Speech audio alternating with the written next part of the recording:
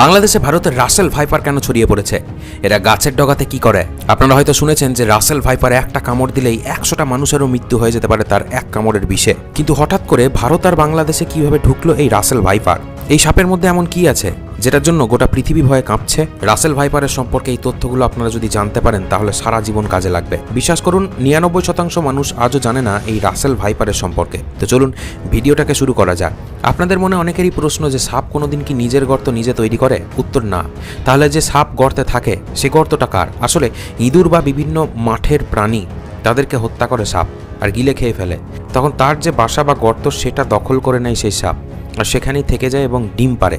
এইভাবেই সাপ নিজের গর্ত তৈরি করে, কারণ তাদের মুখে এমন কোনো অঙ্গ থাকে না যার কারণে তারা গর্ত করতে পারবে। রাসেল ভাইপারের আসল খাবার কি? আসলে তারা ইঁদুর খেতে খুব পছন্দ করে। ইঁদুর এবং ছোট ছোট প্রাণী যারা নরম হয় এবং সাইজে ছোট হয় তাদেরকেই রাসেল ভাইপার খেয়ে থাকে। নেক্সট প্রশ্ন, সাপ কি শুনতে পায়? অনেকের মনেই এই প্রশ্ন। না, সাপ কোনো কথা বা আওয়াজ শুনতে পায় না। সাপের মুখের চোয়ালের পাশে একটা হাড় থাকে, যে হাড় শব্দের তরঙ্গ মাপতে পারে, আর সেই তরঙ্গ অনুযায়ী সাপ বুঝতে পারে কোথায় বেশি আওয়াজ হচ্ছে, কোথায় কে দাঁড়িয়ে আছে এবং কোথায় কে হাঁটছে। কিন্তু আমাদের মতো সাপের কোনো আলাদা কান নেই। শুধু তাই নয়, কোথাও আওয়াজ হচ্ছে সেটা শোনার পরে সাপ জিভ বার করে। হাওয়ার টেম্পারেচার মাপতে পারে। কোনো জায়গাতে মানুষ বা প্রাণী থাকলে সেখানকার টেম্পারেচার মেপে বলে দিতে পারে যে তার সামনে কি দাঁড়িয়ে আছে। সাপ এভাবেই কাজ করে। এবং সঙ্গে থাকে চোখ। সেই চোখ দিয়ে বুঝতে পারে আকার আয়তন সামনের প্রাণীটির কেমন, আর সেটাকে আদৌ খেয়ে হজম করা যাবে কিনা। দেখবেন সাপ কোনো প্রাণীকে খাওয়ার আগে মেপে দেখে, আগে দূর থেকে অনেকক্ষণ ধরে তাকে দেখে। আসলে সে বোঝার চেষ্টা করে যে সেই জিনিসটি কতটা বড় আর সেটাকে খাওয়া আদৌ যাবে কিনা।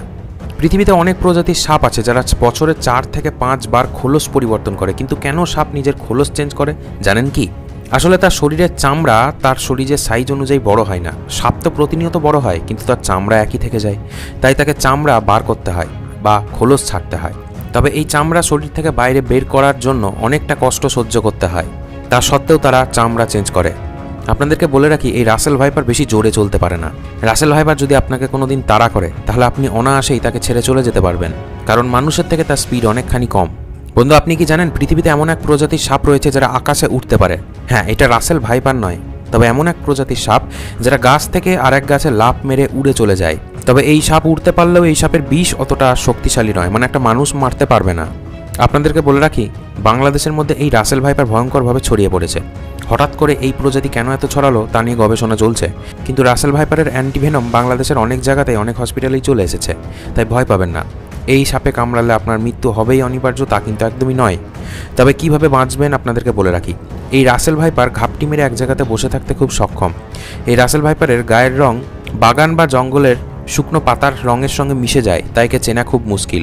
তাই যখনই পা ফেলবেন বা চাষবাসের জন্য জমিতে যাবেন তখন সাবধানে পা ফেলবেন, আশেপাশে দেখে নেবেন এবং আগে লাঠি দিয়ে বাড়ি মেরে মেরে চারিদিক চেক করবেন, তারপরেই সেদিক দিয়ে এগোবেন। তাতে করে রাসেল ভাইপারের থেকে অনেকখানি বাঁচা সম্ভব। আপনি জানেন কি বন্ধু, রাসেল ভাইপার ডিম দেয় না, ডাইরেক্ট বাচ্চা দেয়। তবে আপনি ভুল ভাববেন না, সে স্তন্যপায়ী প্রাণী নয়। অনেক ইউটিউবার বলবে তারা নাকি স্তন্যপায়ী প্রাণী। না, তাদের ডিম তো হয়, কিন্তু ডিমটা পেটের ভিতরেই ফেটে যায়। ডিম ফুটে যে বাচ্চা পেটে আসে সেই বাচ্চাই ডাইরেক্ট বেরিয়ে যায়। এর মানে এই নয় যে তারা ডিম পারে না। তো বন্ধু, রাসেল ভাইপারের সম্পর্কে তথ্যগুলো যদি আপনার ভালো লাগে শেয়ার করে ছড়িয়ে দিন সকলের উপর।